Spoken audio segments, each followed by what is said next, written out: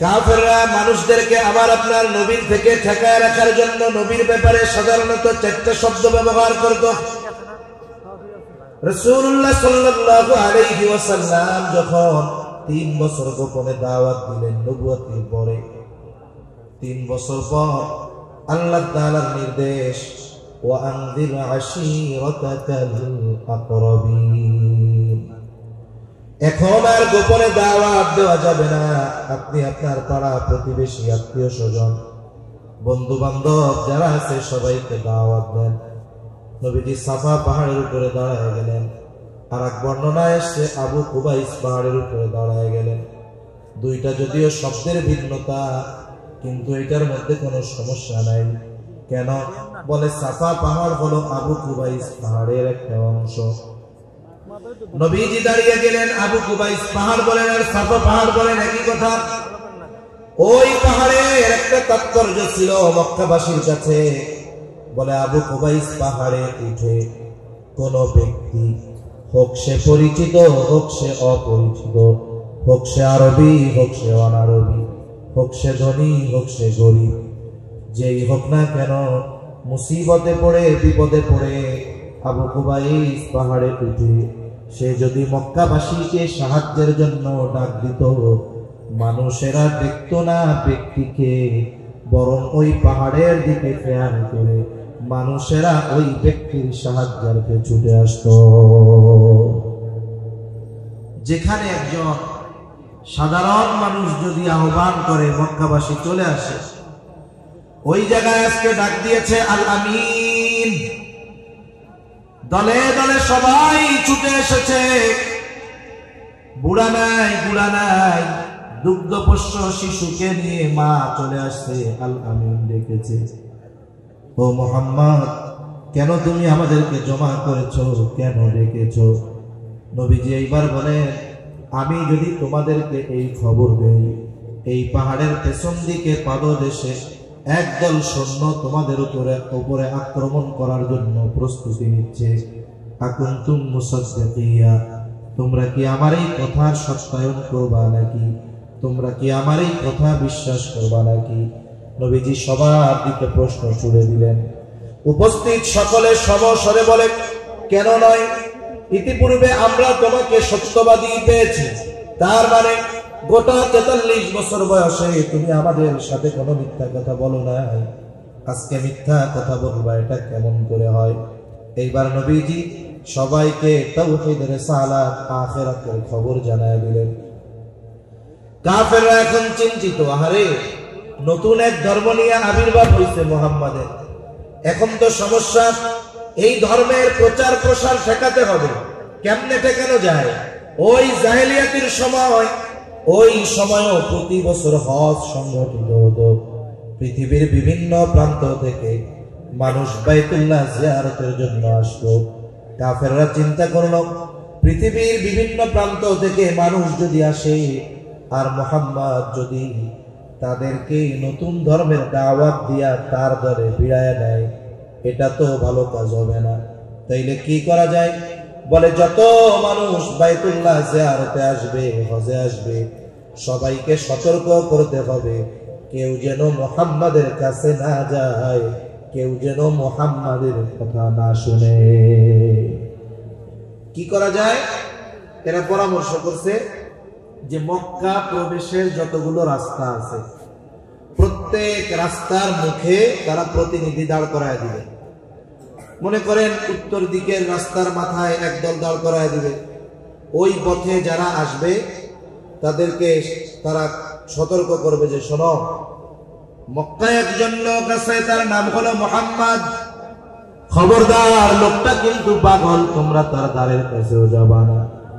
পূর্ব দিকে রাস্তায় প্রবেশের মাথায় একদল দাঁড় করায় দিয়েছে।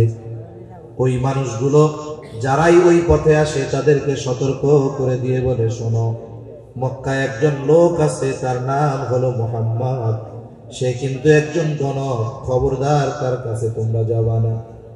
দক্ষিণ দিকে একেবারে প্রবেশের মুখে, রাস্তার মুখে একদল দাঁড় করায় দিয়েছে। ওই পথে যারাই আসে তারা ঘোষণা করে তাদেরকে জানায় দেয়, শোনো, মক্কা একজন লোক আছে, নাম হলো মুহাম্মদ, খবরদার সে কিন্তু একজন কবি, তার দ্বারের কাছেও তোমরা যাবা না, তার কোনো কথা তোমরা মানবা না। পশ্চিম দিকে প্রবেশের রাস্তার একবারে মুখে একদল লোক দাঁড় করা দিয়েছে। যারাই ওই পথে আসে সকলকে সতর্ক করে তারা বলে, শোনো, মক্কায় একজন লোক আছে মুহাম্মদ, সে কিন্তু জাদুকর, খবরদার তোমরা কেউ তার দ্বারের কাছেও যাবা না। নবীজির ব্যাপারে কাফেররা এই চারটি শব্দ ব্যবহার করত। কি বলতো? বলে জাদুকর, কবি, গণক, পাগল। তবে এই চারটি শব্দ কোন মানুষের চারিত্রিক ত্রুটির কারণ হতে পারে না। এখানে আল্লাহ তাআলার সিস্টেমটা কত সুন্দর। নবীজি গোপনে 3 বছর দাওয়াত দিয়েছেন, মক্কাবাসীও সবাই জানতো না। এরপরে আল্লাহর আদেশে মক্কাবাসী জানলো আমার আপনার নবীর নবুয়তির কথা, কিন্তু শুধু মক্কাবাসী জানে, কিন্তু গোটা দুনিয়ার মানুষ কি জানতো? আরে মুহাম্মদ কে, তারাই তো চিনতো না। আল্লাহ তাআলা বলেন, আমার মিডিয়া, আমার মাধ্যম, আমার সিস্টেম কত সুন্দর, দেখ তোরা আমার হাবিব থেকে মানুষদেরকে দূরে সরাবি, তোদের মাধ্যমেই আমি আমার নবীর পরিচিতি সকলের কাছে পৌঁছায়া দিব। সুবহানাল্লাহ। কেউ চিনত না মুহাম্মদকে, কিন্তু যখন শহরে ঢুকতেছে গুরুত্ব সহকারে যখন সতর্ক করা হয় মুহাম্মাদের কাছে যাবা না, সবার কানে এক আওয়াজ, মুহাম্মদ মুহাম্মদ মুহাম্মদ সাল্লাল্লাহু আলাইহি ওয়াসাল্লাম। ওরা করছে মানা। মানুষের অভ্যাস কি? বলে আল ইনসানু হারিসুন আলা মা বুনিয়া। মানুষের অভ্যাস হইল ওরে যেটা থেকে মানা করা হয় ওইটা না করা পর্যন্ত ওর আর ভালো লাগে না। এখন মক্কায় ঢুকেছে এক আওয়াজ, শুধু মুহাম্মদ মুহাম্মদ মুহাম্মদ। কোথায় পাওয়া যাবে মুহাম্মদকে? যাইতে মানা করছিল। এবার দলে দলে খোঁজে, মুহাম্মদ কোথায়, মুহাম্মদ কোথায়।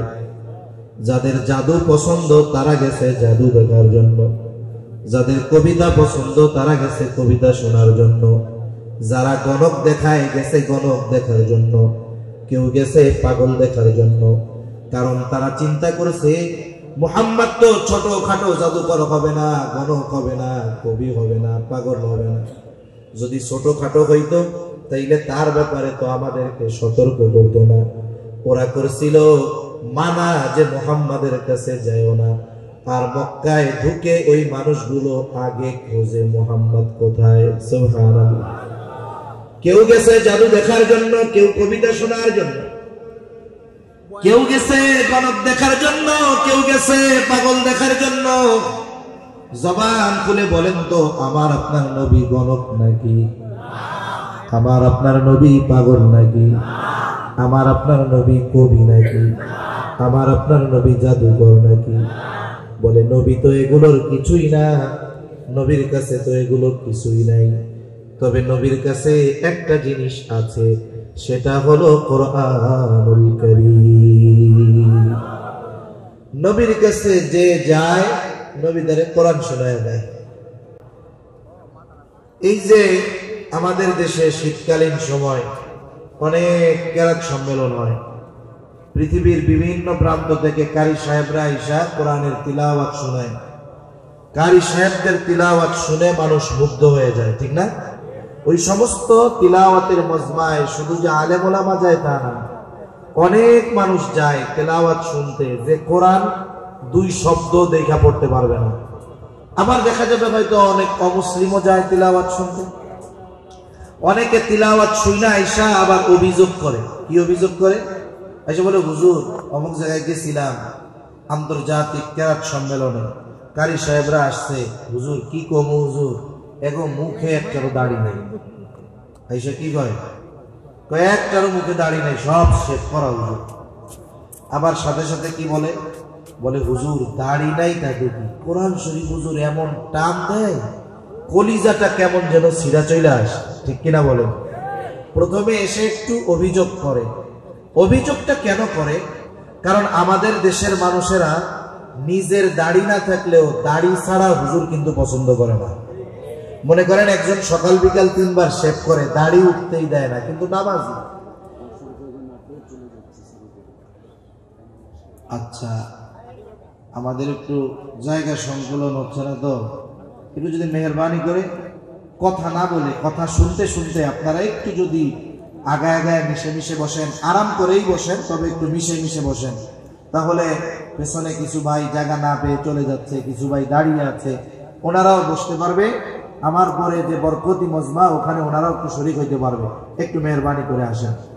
তাহলে দেখেন, আমাদের দেশে যেই ব্যক্তির দাড়ি নাই, মনে করেন নামাজি, ওই ব্যক্তি মসজিদে নামাজ পড়তে গেছে ফজরের নামাজ, এখন জামাতে দাঁড়াবে, এই সময় তাকায় দেখে ইমামের মুসল্লায় ঠিক ওনার মতো একজন দাড়ি ছাড়া লোক দাঁড়ায় আছে।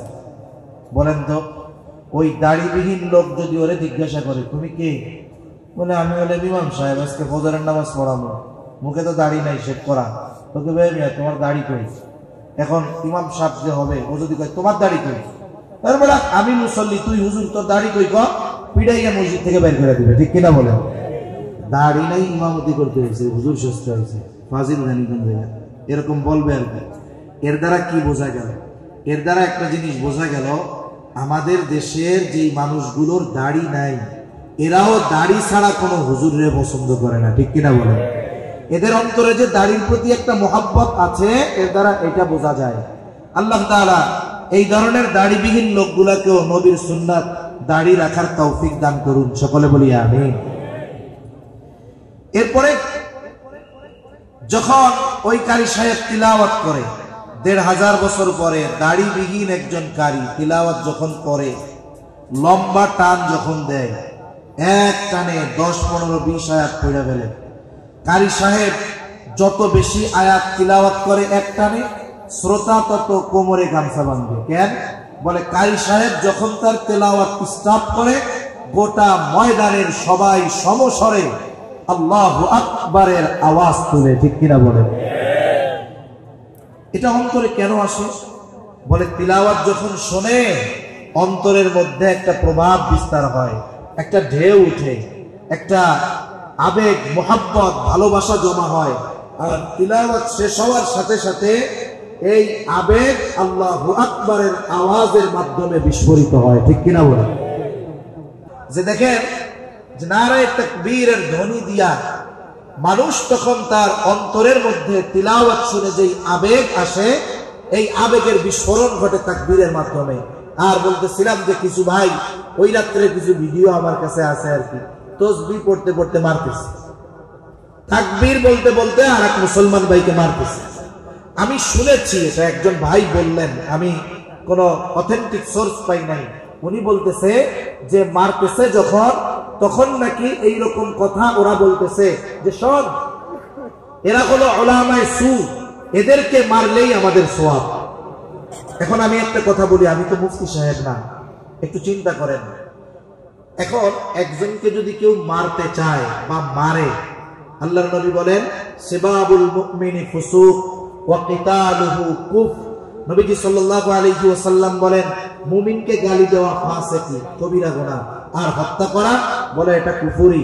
এখন বলেন, একজন মুমিনকে যদি কেউ মারতে যায়, এটা বড় ধরনের গুনাহ নয় কি? একে তো মারতেছে, আবার ওই মারাটাকে সওয়াবের কাজ মনে করে মারতেছে। আমার সন্দেহ হয় এদের তো ঈমান থাকার কথা না। আরে ভাই, নামাজ ফরজ, নামাজ পড়া কি? একজন নামাজ পড়ে না, সে কবিরা গুনাহ করতেছে। কিন্তু কেউ যদি নামাজের ফরজিয়াতকে অস্বীকার করে, ঈমান থাকবে? তাহলে একজন গুনার কাজ করে, এই গুনার কাজটাকে গুনাহ মনে করে করলে তো একটা বিষয় ছিল, কিন্তু এই গুনার কাজটাকে যখন ফজিলতের কাজ, সওয়াবের কাজ, নেকের কাজ করে করতেছে, তার ঈমান থাকে কেমনে? আমার তো বুঝে আসে না। আল্লাহ সকলকে সঠিক বুঝ দান করুক বলি আমিন। নবীজির চরিত্র হলো এমন এক চরিত্র, এটা সবাই অনুসরণ করতে পারে, হোক সে মুসলিম হোক সে অমুসলিম। একজন অমুসলিম যদি নবীর চরিত্র অনুসরণ করে, তাহলে সে দুনিয়ার জগতে শান্তি পাবে। আর যদি কোনো মুসলিম নবীর চরিত্র অনুসরণ করে, বলে তার দুনিয়া আখিরাত উভয় জাহান উজ্জ্বল হয়ে যাবে। সুবহানাল্লাহ। নবীজির চরিত্রের অনেক বৈশিষ্ট্য আলোচনা করা যাবে। নবীজির উত্তম চরিত্রের বৈশিষ্ট্য সমূহের মধ্যে অন্যতম একটি বৈশিষ্ট্য যে নবীজির এই চরিত্র মহান চরিত্র, এটা নবুয়তির পরে অর্জিত হয়েছে বিষয়টা এমন নয়, বরং নবুয়তির আগেও আমার আপনার নবীর চরিত্র ছিল উত্তম চরিত্র। এজন্যই তো কাফেররা নবুয়তির অনেক আগে আমার আপনার নবীর উপাধি দিয়েছিল আল আমিন, as-সাদিক, আমানতদার, সত্যবাদী। নবুয়তির পরে তো আল্লাহ তাআলা এই চরিত্রের মর্যাদা আরো বহুগুণ বাড়ায় দিয়েছেন। আল্লাহ তাআলা বলেন, ওয়া ইন্নাকা লাআলা খুলুকিন আযীম, আপনি মহান চরিত্রে অধিষ্ঠিত। নবীজির চরিত্র মহান, এটা কে বলতেছে? বলে মহান আল্লাহ তাআলা বলতেছে। মহান আল্লাহ তাআলা বলতেছেন যে আপনার চরিত্র হইল মহান। তাইলে এই চরিত্রের সৌন্দর্য কত বেশি, এই চরিত্রের মাধুর্যতা কত বেশি, এর বাস্তবতা হলো এর নির্ণয় করা এটা আমাদের জন্য অসম্ভব। তাহলে বলতেছিলাম নবীর চরিত্রের অন্যতম বৈশিষ্ট্য হলো নবীজির চরিত্র যে নবুয়তির পরেই উত্তম ছিল তা নয়, নবুয়তির আগেও নবীর চরিত্র উত্তম ছিল।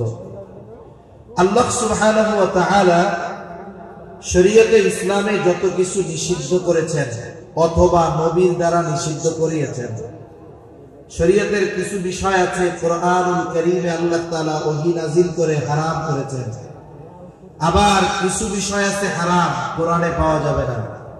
বলে এগুলো নিষিদ্ধ করেছেন কে, হারাম করেছেন কে? বলে মুহাম্মদুর রাসূলুল্লাহ সাল্লাল্লাহু আলাইহি ওয়াসাল্লাম। কেন? বলে আমার আপনার নবী হলেন শরীয়ত প্রণেতা। একটা হলো বলে না আইন প্রণেতা আর আইনজীবী, দুইটার মধ্যে তফাৎ আছে। আইন প্রণেতার প্রণীত আইন দ্বারা আইনজীবী তার কাজ চালায়, আর শরীয়ত প্রণেতা হলেন আমার আপনার নবী। এজন্য নবীর মাধ্যমে অনেক জিনিস শরীয়তে হালাল হারাম করা হয়েছে। তা আমার আপনার নবীর দ্বারা আল্লাহ তাআলা নবুয়তির পূর্বে এমন কোন কাজ, এমন কোন বিষয় সংগঠিত হতে দেন নাই যেই বিষয়গুলো নবুয়তির পরে শরীয়তে ইসলামে নিষিদ্ধ করা হয়েছে। এমন কোন কাজ আমার আপনার দ্বারা, আমার আপনার নবীর দ্বারা নবুয়তির আগে কখনো সংগঠিত হয় না। সম্মানিত উপস্থিতি, যেমন শরীয়তে একটা জিনিস হারাম, সেটার নাম হলো মদ। অনেক হারামের মধ্যে একটা হারাম কি? মদ। বলে শরীয়তে কিছু জিনিস নবুয়তির পর পর হারাম হয়েছে, আর কিছু জিনিস নবুয়তের বহু পর হারাম হয়েছে। নবুয়তির বহু পরে যেই জিনিসগুলো হারাম হয়েছে এর মধ্যে একটা হলো মদ। মদ আল্লাহ তাআলা 4 ধাপে হারাম করেছেন। প্রথমবারই বলেন নাই যে এটা হারাম, বরং মদকে আল্লাহ তাআলা 4 ধাপে হারাম করেছেন। এই জন্য নবুয়তির পরেও সাহাবায়ে কেরাম মদ পান করতেন। কেন? বলে ওই সময় ইসলামে মদ হারাম হয় নাই। কিন্তু এ কথা কেউ বলতে পারবে না যে নবুয়তির পরে যখন মদ হারাম হয় নাই তখন আমার আপনার নবী মদ পান করছে, এ কথা কেউ বলতে পারবে না। উপরন্তু এ কথাও কারো বলার সুযোগ নাই নবুয়তির পরে তো বহুদূর, যে নবুয়তির আগেও আমার আপনার নবী গোটা 40 বছর হায়াতে কখনো মদ পান করেছেন, এই কথা কেউ বলতে পারবে না। আমার আপনার নবীকে আল্লাহ তাআলা হেফাজত করেছেন ওই সমস্ত বিষয় থেকে যেগুলো নবুয়তির পরে হারাম করা হয়েছে, হোক সেটা পরপর, হোক সেটা বহু পর। কেন হারাম করেছেন? কেন আল্লাহ তাআলা হেফাজত করেছেন? হেফাজত করার অন্যতম একটি কারণ হলো যে নবুয়তির পরে যদি এমন কোন বিষয় হারাম করা হতো যেই বিষয়টার সাথে নবুয়তির আগে আমার আপনার নবীর সম্পৃক্ততা ছিল, তাহলে কাফেররা বলতো, মুহাম্মদ তুমি না কয়দিন আগে এই কাজটা করছো, এখন এটারে হারাম করতেছো কেন? এজন্য শরীয়তে ইসলামে হারাম কোন বিষয় নবুয়তির আগেও আমার আপনার নবীর দ্বারা আল্লাহ তাআলা সংগঠিত হতে দেন না। একটা ঘটনা বলি। রাসূল আকরাম সাল্লাল্লাহু আলাইহি ওয়াসাল্লাম তখন বালক। মক্কার মধ্যে বড় একটা বিবাহের অনুষ্ঠান, সবার দাওয়াত। এই বিবাহ অনুষ্ঠানের মূল আকর্ষণ হলো যে রাতের বেলা খাবার দাবারের পরে সারা রাত ব্যাপী নাচ গানের অনুষ্ঠান চলবে।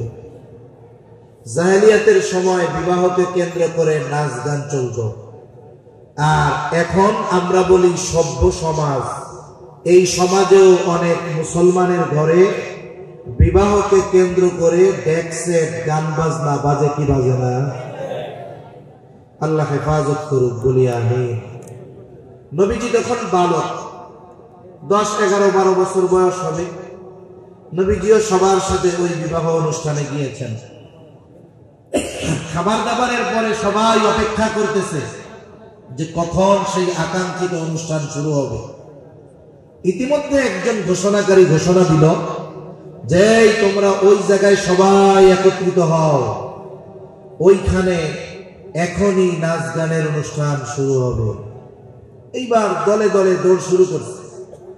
আগে গিয়ে আগে বসতে পারলেই তো ভালো মতো দেখা যাবে, শোনা যাবে। নবীজির সাথে যারা ছিলেন তারাও ডাকতেছে, মুহাম্মদ তাড়াতাড়ি চলো। নবীজি বলতেছে, ওরা তো আমাকে ডাকে, কিন্তু আমার দু চোখ জুড়ে ঘুম চলে আসছে, আমার গোটা দেহ কেমন যেন অবশ হয়ে আসতেছে। আমার এই অবস্থা পরিলক্ষণ করে ওরা আমাকে এখানে রেখেই ওরা চলে গেল। ওরা চলে গেছে, আমি ওই বাড়ির এক পাশে গিয়ে শুয়ে পড়লাম।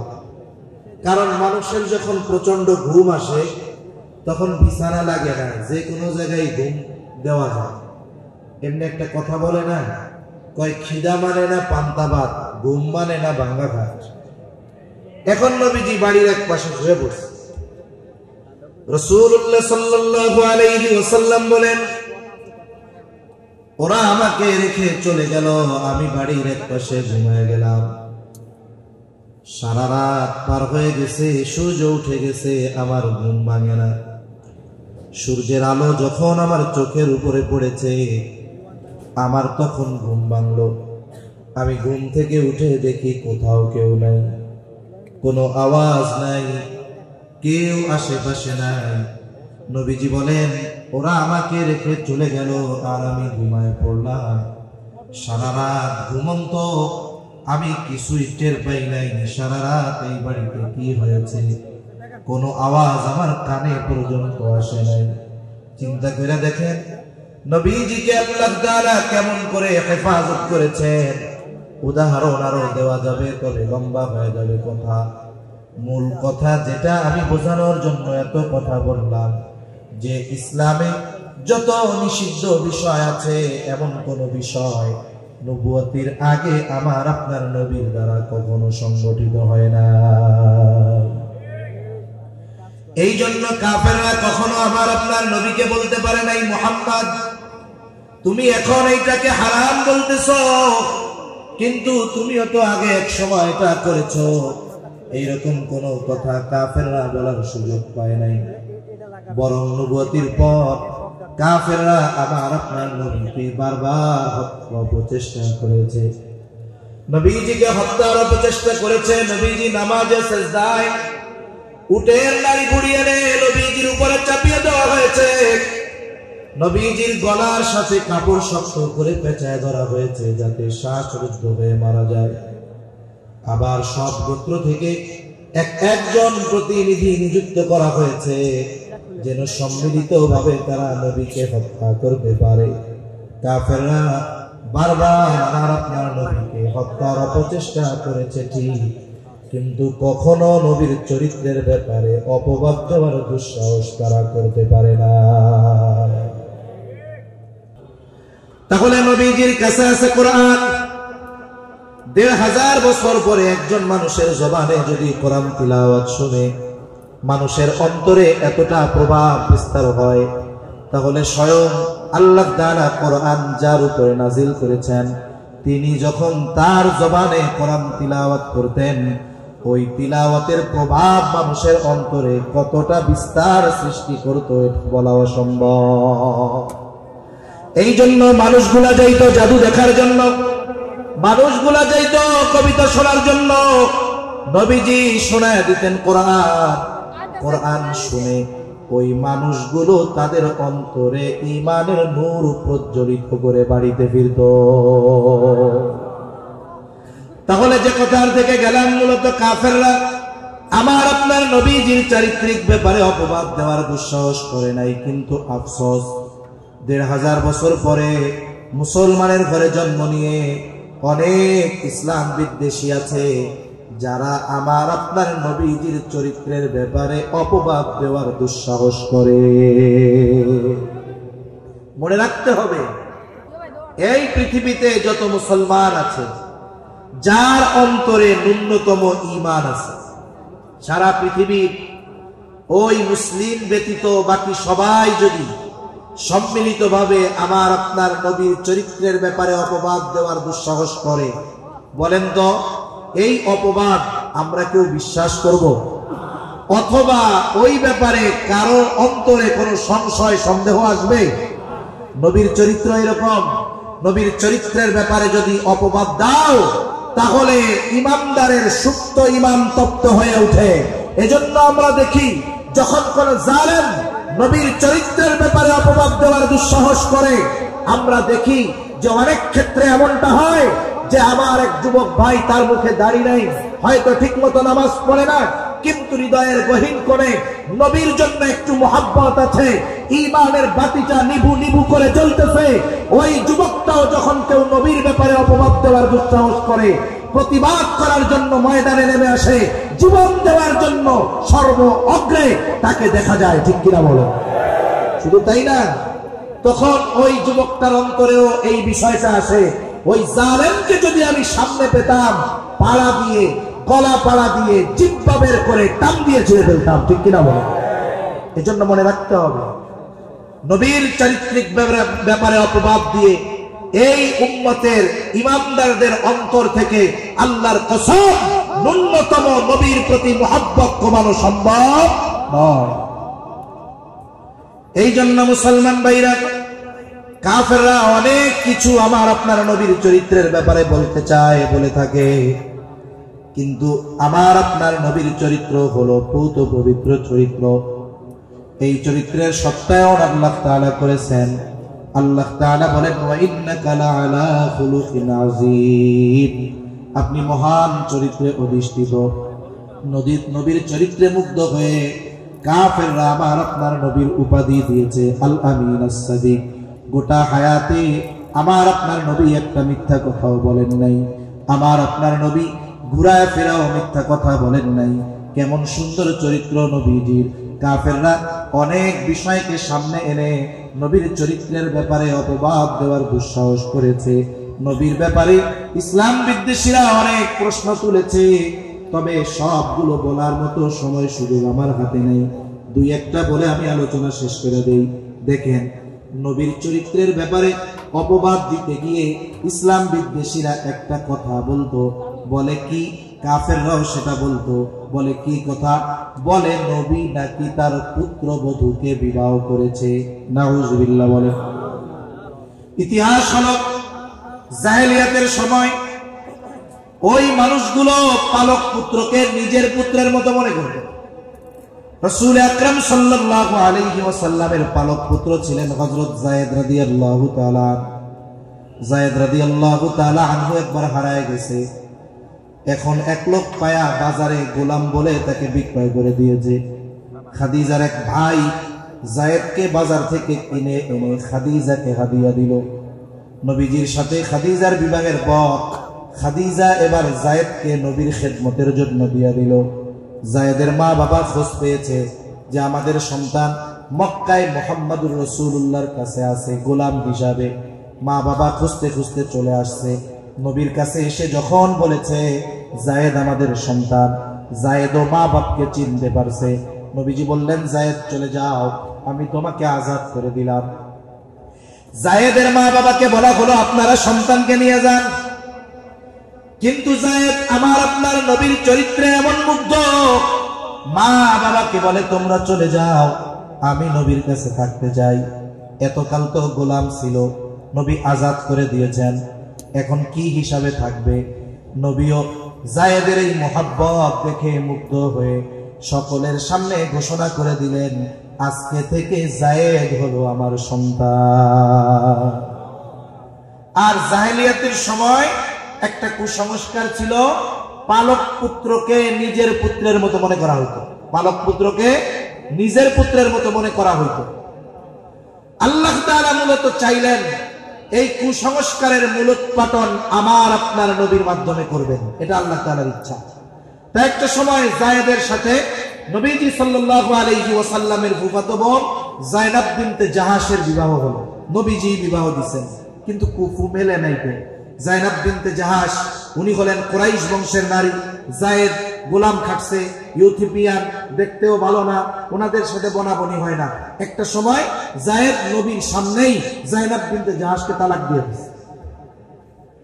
এবার আল্লাহ তাআলা জানায় দিলেন ইদ্যতকালীন সময় শেষ হবে, এরপরে আপনি যায়েনাব বিনতে জাহাশকে বিয়ে করবেন। তার মানে এই সমাজের গোটা স্রোতের বিপরীতে দাঁড়িয়ে আপনাকে এই কাজটা করতে হবে। অনেক সময় কিছু বিষয় আদেশ করার চাইতে ওই কাজ করার মাধ্যমে ফায়দা বেশি হয়। যেমন সংক্ষিপ্ত সারে বলি, আমি 10 মিনিট শেষ করে দিই।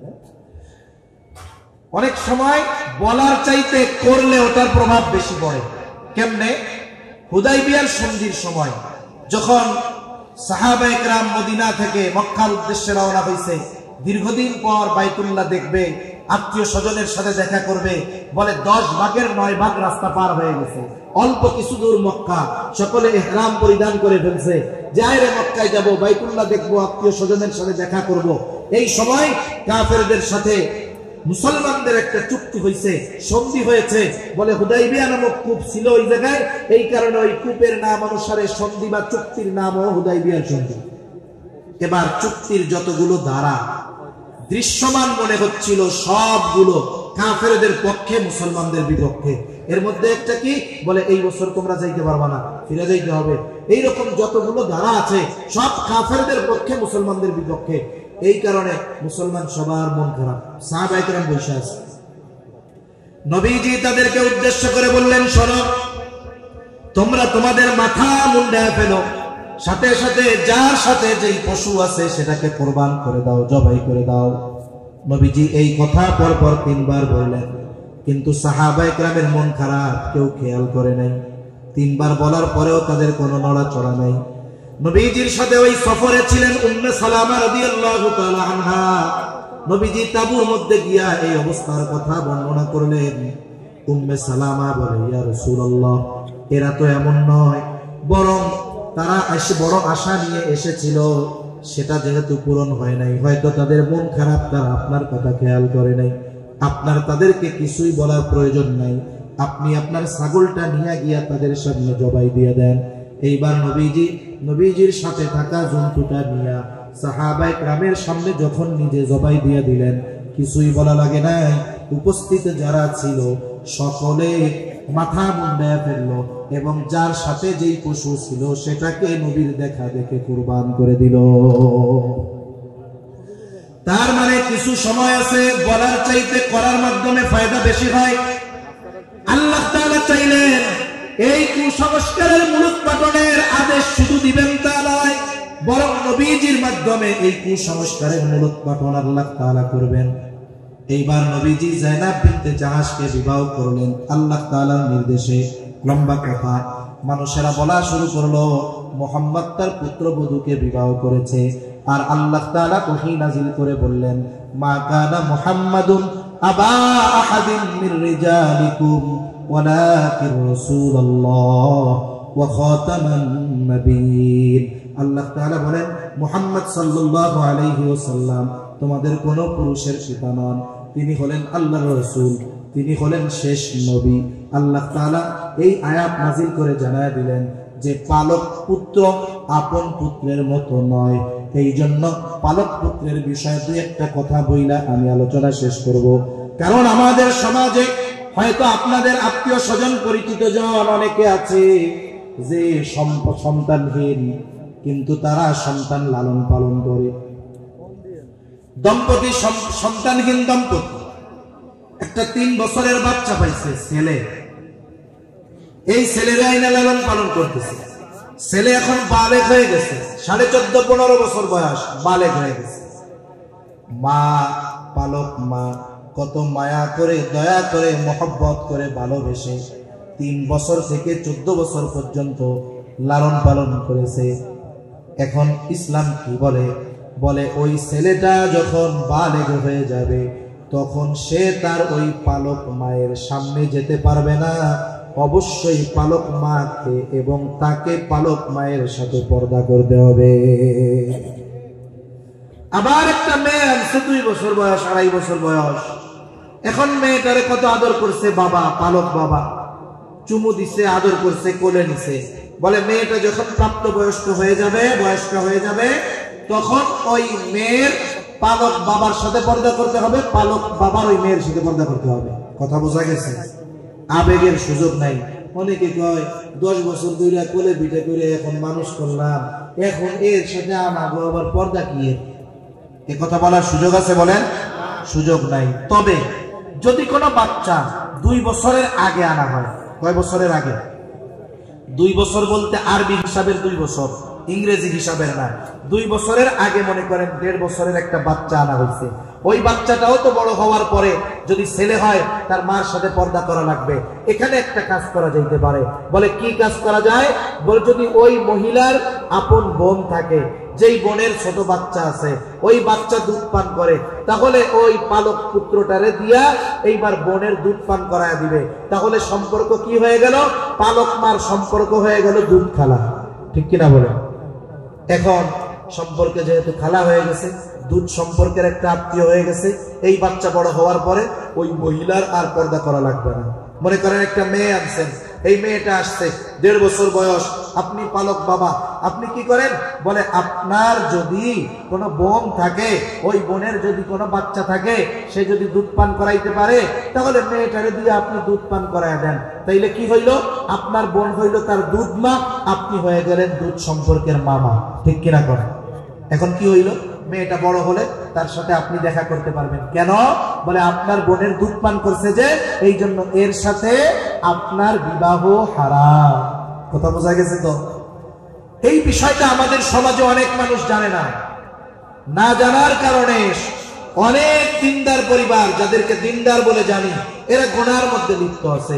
রাসূলুল্লাহ সাল্লাল্লাহু আলাইহি ওয়াসাল্লাম এই যে পালক পুত্র যে আপন পুত্রের মতো নয়, আল্লাহ তাআলা এই কুসংস্কার মূলোৎপাটন করার লক্ষ্যে যায়েদের তালাকপ্রাপ্ত স্ত্রী যায়নাব বিনতে জাহাশের সাথে আল্লাহ সুবহানাহু ওয়া তাআলা আমার আপনার নবীজির বিবাহ বন্ধনের সিদ্ধান্ত নিয়েছেন। সুবহানাল্লাহ।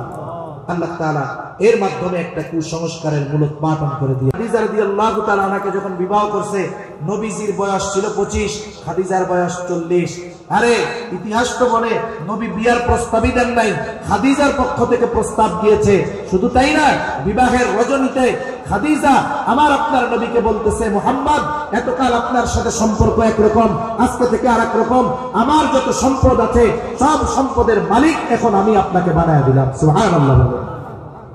সাথে সাথে খাদিজা যতদিন জীবিত ছিলেন আমার আপনার নবী কোনো বিবাহ করেন নাই, বরং খাদিজার ইন্তেকালের পরে বলেছেন, খাদিজা যদি জীবিত থাকতো আমি তার বর্তমানে কোনো স্ত্রী গ্রহণ করতাম না। তাহলে যেই লোকটা 25 বছর সংসার করেছে, বিবাহ করে নাই, এই লোকটাকে নারী লোভী বলা নিঃসন্দেহে সর্বোচ্চ বেয়াদবি আর অপমান। ঠিক কিনা বলে? এজন্য নবীর আজমত আল্লাহ আমাদের বোঝার তৌফিক দান করেন। আমিন। ওয়া আখিরু দাওয়ানা আলহামদুলিল্লাহি রাব্বিল আলামিন। আসসালামু আলাইকুম ওয়া রাহমাতুল্লাহি ওয়া বারাকাতুহু।